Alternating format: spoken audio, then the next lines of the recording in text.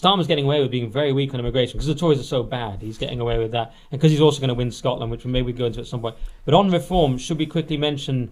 I don't have it in front of me, but it's Lucy Allen, who decided to endorse the reform candidate Alan Adams, just to be slightly confusing. But you don't see that every day, do you? She was a Telford candidate, stepping down, and I'm supporting Alan Adams to be Telford's next MP. And she even put a link to his campaign. I mean, that's unorthodox.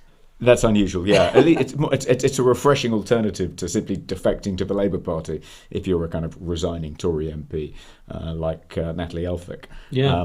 But yeah, not great for Rishi. I mean, all these Conservative candidates, incumbent Conservatives, are stepping down, creating all these vacancies. I mean, James Cleverly was trying to reassure an interview on one of the Sunday shows in which he said, "Oh no, it's all right. We've selected at least 3/4 of the candidates we need to select." Well, that leaves 150, and to have kind of 150 plus, and to have not selected 150 plus at this point is potentially catastrophic. They've got until June the 7th to fill all those positions, to find all those candidates. But, you're parachuted into a constituency, a month before a general election. You've had no opportunity to raise money. You've had no opportunity to campaign. It's like a recipe for disaster. Yeah, that's madness.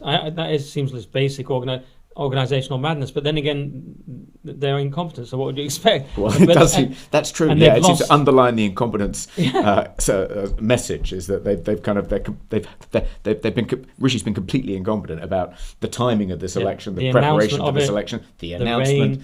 Yeah. I mean, and apparently about 70. I don't know what your number is. Last I checked, it was 78 had stepped down. It's something in that region.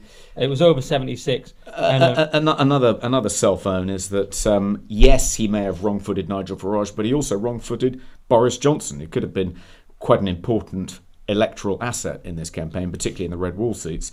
It turned out he'd booked a family holiday. He's also got all these speaking engagements. We know how much he gets paid per engagement, upwards of 100 grand. He's not going to cancel them. So he's going to be out of the country for most of the campaign. So that's hardly ideal, is it? Do you think Boris would help Rishi after all the I think he might, the whole stabbing in the back, stealing his job thing? I think he could have been induced to help him. There could have been a negotiation. He could, if he'd done some pitch rolling and proper preparation, maybe. But he sprung it on Boris along with everyone else, and so Boris clearly wasn't ready, and he's not going to be here.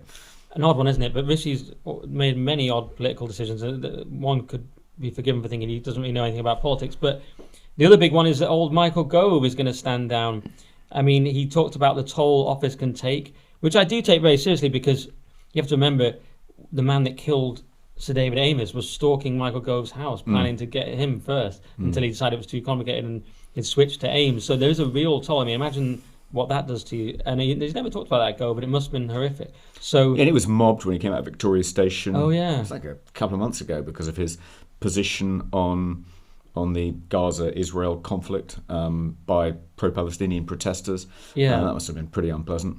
And his legacy is quite complicated, isn't it? Because he's a complicated figure, and he's known to be a bit Machiavellian, or as Jacob Rees-Mogg would say, I think Michael enjoys the gossip, the sort of back and forth, the gossip of Westminster. And I think even he would admit that. I don't even think he used the word gossip, but he enjoyed the kind of, he said in the nicest possible terms, he enjoys the kind of, Machiavellian aspect. Would be the nicest, would be a less nice way of putting it. But I think you probably say he did some good things in education.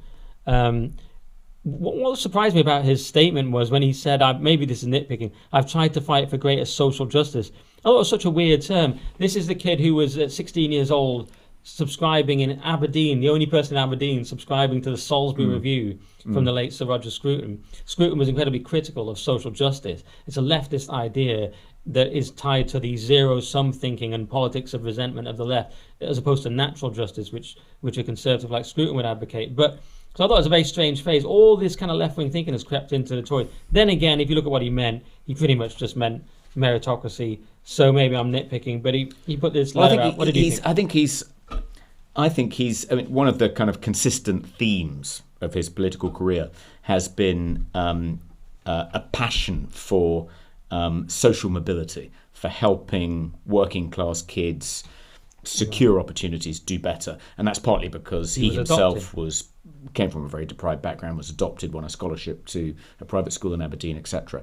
But I think that was part of what underpinned his education reforms. He wanted to create more opportunities for kids from underprivileged backgrounds, thought they were being failed by the existing state education system.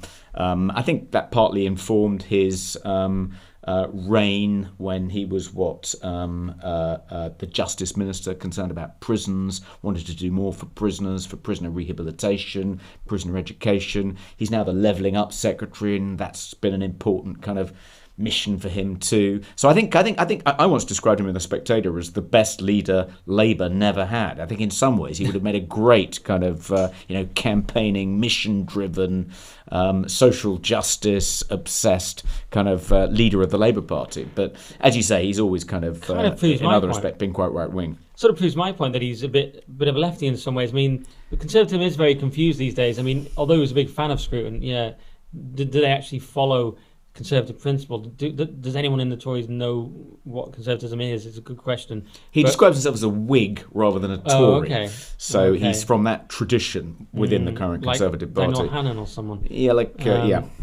And you put out, actually, I'm just recalling now, a fairly generous tweet about him. He's your old mate. And then people were just slamming you in the replies saying, what about lockdowns? Toby, you've forgotten. I haven't forgotten the lockdowns. Obviously, we very much disagreed about that policy, but we haven't fallen out over it. I think he got that completely wrong, and I think perhaps his kind of authoritarian impulses got the better of him. But I think in most other respects, I mean, no politician has an unblemished record. You're never going to agree with everything they do, and admittedly, that was a pretty big one, pretty big point of departure because of a virus. But destroy the economy, destroying kids' education. Yeah, but I think that's probably a policy that the Conservative government would have pursued anyway. So I'm not sure I can blame him for what I regard as a kind of catastrophic policy error. But the policies that he pioneered, like education reform, probably wouldn't have happened without him, without his drive or his energy. And I think, if you look back at what's been achieved over the past 14 years, the education reform programme pioneered by Gove is probably their greatest, if not their only, achievement. And if you look at the international data, like the PISA tables, it looks as though England is significantly outperforming Scotland, Wales and Northern Ireland, particularly Labour-controlled Wales. And if you want a taste of what our education system is going to look like under Labour and how it's going to perform relative to the rest of the world, look at how Wales is performing, and its education system is a basket case.